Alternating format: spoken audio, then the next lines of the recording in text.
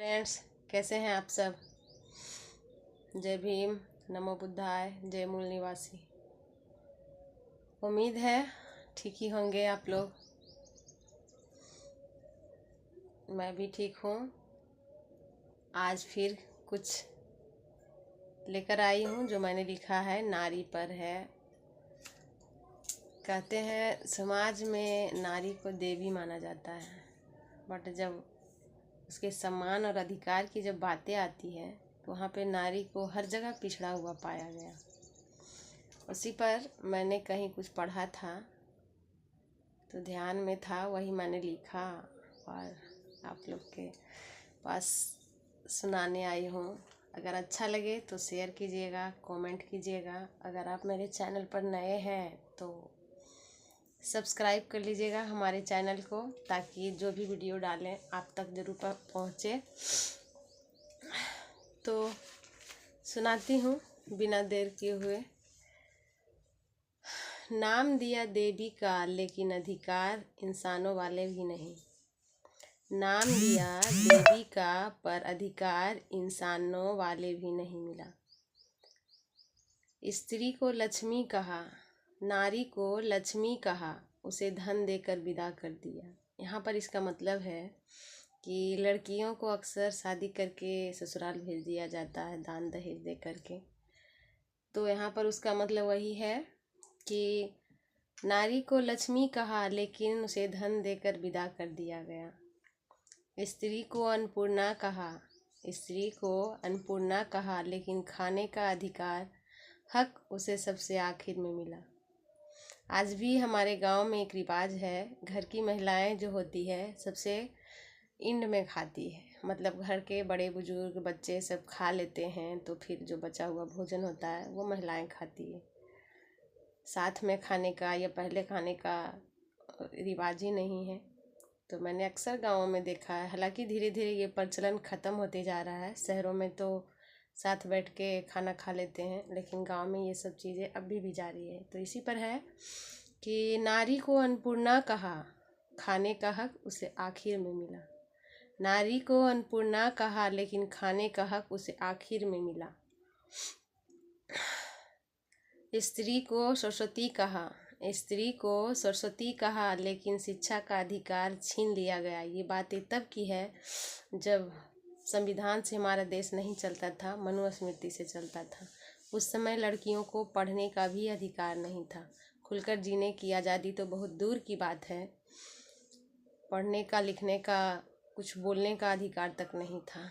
तो इसीलिए ये लाइनें हैं कि सरस्वती कहा स्त्री को सरस्वती कहा, लेकिन उसे शिक्षा छीन लिया गया। स्त्री को जगत जननी कहा, स्त्री को जगत जननी कहा, लेकिन उससे जन्मी कन्या को दुत्कार मिला। मतलब यूँ कहिए तो जब किसी औरत को बार बार बेटियां ही होती है तो उसके परिवार वाले एक हीन की भावना से उसे देखते हैं। उसे ऐसा लगता है कि बार बार बेटियां ही जन्मती है। इसीलिए यहाँ कहा गया है, स्त्री को जगत जननी कहा, लेकिन उससे जन्मी कन्या का दुत्कार दिया गया। स्त्री को काली कहा, स्त्री को काली कहा, लेकिन सबसे ज़्यादा अत्याचार नारी पर ही हुआ। सबसे ज़्यादा अत्याचार स्त्रियों पर ही हुआ, उसी के साथ किया गया। ये तब हुआ जब उसे देवी कहा गया। ये सब तब हुआ जब नारी को देवी कहा गया, स्त्री को देवी कहा गया। तो सोचो, अगर नारी को सिर्फ नारी समझा जाता, नारी को सिर्फ नारी समझा जाता, तब क्या क्या उसके साथ होता। ये सब सोचकर ही हमारी रूह कांप जाती है कि जब हमारे देश में महिलाओं को देवी का अधिकार मिला था, देवी का सम्मान मिला था, तब ये सब उसके साथ जुल्म हुआ। और जब नारी को सिर्फ नारी समझा जाता तो उसके साथ पता नहीं क्या क्या होता। तो इन सब के विपरीत हमारे बाबा साहेब डॉक्टर भीमराव अंबेडकर ने नारी के हित में एक संविधान लिखा, जिसमें नारियों को वो सारे हक और अधिकार मिला है जो हमारे किसी भी हिंदू समाज या मुस्लिम समुदाय के लोगों ने महिलाओं को नहीं दिया।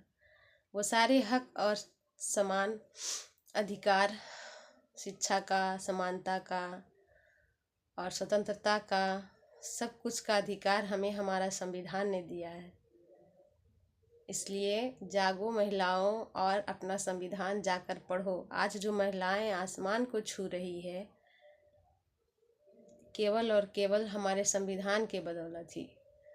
अगर हमारा संविधान हमें ना मिला होता तो हमारी महिला आज भी दहलीज के अंदर घुट घुट कर बंधनों में जी रही होती। आज मैं आप लोगों से जो रूबरू बातें कर रही हूँ खुलकर, ये सब हमारे संविधान की देन है। जैसे भारत के किसी भी समुदाय या धर्म में, जैसे हो गया हिंदू रीति रिवाज में मंदिर का पुजारी महिला नहीं हो सकती, उसी तरह मुस्लिम समाज के लोगों में भी महिला मौलाना नहीं हो सकती। क्रिश्चियन में भी उसी तरह से, ईसाइयों में भी, सिख और ईसाइयों में भी देखने को मिलता है। महिलाओं को वो सम्मान और अधिकार नहीं मिला जो हमारे संविधान ने हमें दिया है। वहाँ केवल पुरुषों का ही वर्चस्व चलता है। इसलिए महिलाएं, हमारी बहनें, हमारी साथियों, अपना संविधान पढ़ो और आगे बढ़ते रहो।